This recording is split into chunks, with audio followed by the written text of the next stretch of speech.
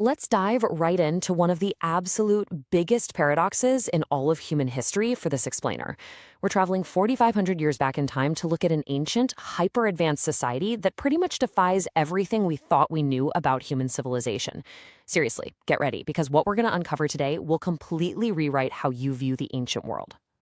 Okay, just imagine a sprawling city from 4.5 millennia ago where literally every single house had a private well, an indoor flush-style toilet, and, wait for it, a dust bin sitting right outside for trash collection. I mean, this society had complex underground drainage systems that frankly rival a lot of modern cities today. But here's the crazy part.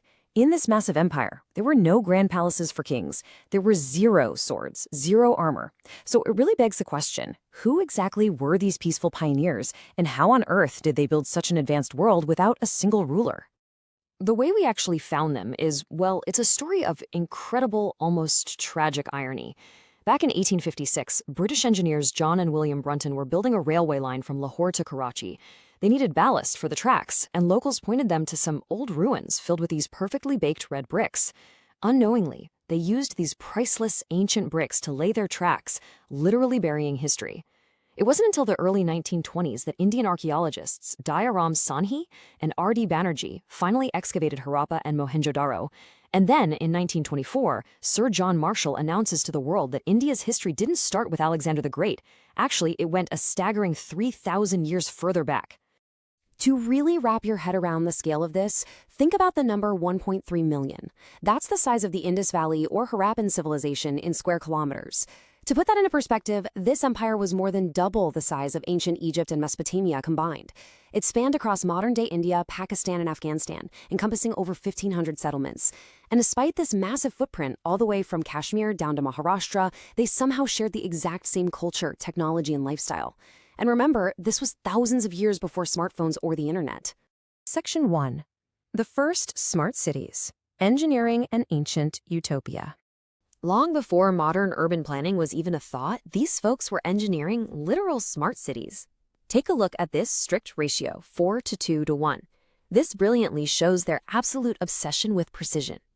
Every single baked brick used to build their houses across all 1,500 settlements followed this exact mathematical ratio for its length, width, and height. Whether you were up north or in a town 500 miles south, the building blocks were identical. It's an absolute marvel of ancient quality control. And think about this contrast. Today, we're constantly battling open drains, traffic noise, and terrible street pollution, right? But the Harappan planners, they had it figured out. Their streets were laid out in a perfect grid, intersecting at exactly 90 degrees, so the wind would naturally sweep the streets clean. Their underground drains were completely covered with bricks and even had manholes for maintenance. I mean, London and Paris didn't figure that out until the 19th century. And honestly, my absolute favorite detail? Their front doors never opened onto the main streets. They specifically opened into back alleys to naturally block out dust, noise, and pollution. Just absolute genius. Within the elevated citadel of Mohenjo-daro, archaeologists uncovered the Great Bath. It was essentially the ancient world's very first public swimming pool, and to make sure absolutely no water leaked out, they waterproofed the bricks using a thick layer of gypsum and bitumen, which is basically ancient tar. Now, since they didn't have massive temples, historians think this meticulously engineered pool was used for special religious or collective bathing rituals. You know, very much like how millions still gather for the Kumbh Mela or Chhath Puja in holy rivers today. Moving right along, trade without coins, the world's most honest economy. So, you're probably wondering, how did they finance all this incredible engineering? Well, if we compare our modern money systems, paper bills, digital currencies, centralized banks, with Harappan trade, it's night and day. For local markets, they used a barter system, trading goods for goods or using small tokens like shells and copper pieces. But for macroeconomics, grain was their actual currency. Massive, well-ventilated granaries basically acted as their central banks where taxes were collected and stored for emergencies. And when they exported goods on ships, they'd stamp uniquely seals onto the cargo. If the seal arrived unbroken, the buyer knew the goods were authentic and untampered with. It functioned exactly like a modern security barcode. And to make this coinless trade perfectly fair, they invented a stunningly accurate system of standardized weights made of chert stone. They followed a perfect binary ratio, 1, 2, 4, 8, 16, literally all the way up to 64,000. And this part is absolutely mind-blowing to me. Their smallest weight was a mere 0.85 grams. Implementing a highly precise, standardized system like this across a 1.3 million square kilometer empire without a centralized digital network, mind you, really proves they had a remarkably organized and honest administrative system. Which brings us to our next section, Art and Unsolved Mysteries, Clues Left Behind. Now, because their written language is a completely closed book to us, we have to look really closely at what else they left behind. They left over 400 unique pictographic symbols, which linguists and supercomputers are actually still struggling to decode today. They wrote in a style called booster feet-on, which is a fancy way of saying they wrote the first line from right to left, and then the second line from left to right, kind of snaking back and forth. Until we find our version of the Rosetta Stone to crack this code, their deepest thoughts and names are going to remain a tantalizing secret. But what they lacked in readable text, they more than made up for in spectacular metallurgy. Using the lost wax technique a full 4,500 years ago, they were crafting wax figures, coating them heavily in clay, baking out the wax, and then pouring molten bronze right into the hollow mold. This highly complex multi-step process was used to create the famous dancing girl statue. It's this tiny 10.5 centimeter masterpiece of a bangle-wearing woman standing with just incredible confidence and attitude. Okay. But here is where we hit the biggest shock of this entire explainer. Seriously, let this sink in.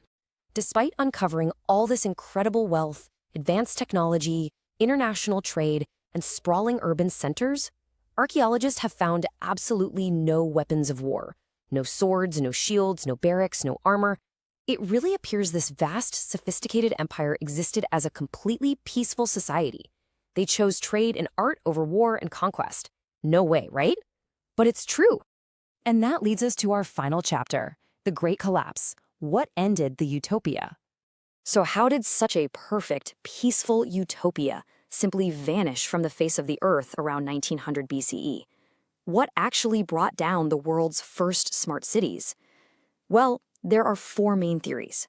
For decades, historians believed a violent Aryan invasion wiped them out. But modern DNA testing and forensics completely rejected that theory. The skeletons they found showed absolutely no signs of mass slaughter. So that leaves Mother Nature. We know Mohenjo-Daro was destroyed by massive floods and had to be rebuilt 7 times. Plus, satellite imagery proves the Great Saraswati River, where 60% of their settlements were, shifted its course and dried up, which would have forced a massive migration. Finally, around 1800 BCE, a huge global shift in monsoons basically decimated their agriculture. So it wasn't a sudden, fiery apocalypse. It was a slow, painful ruralization as people simply abandoned the starving cities. Now, before we close out, I want to quickly hit you with 5 mind-blowing Harappan inventions that prove they were so much closer to us in their daily habits than we tend to think. Number 1, they created the world's first massive public signboard in Delavira. 2, they were the very first humans to cultivate cotton, which the Greeks later called sindon.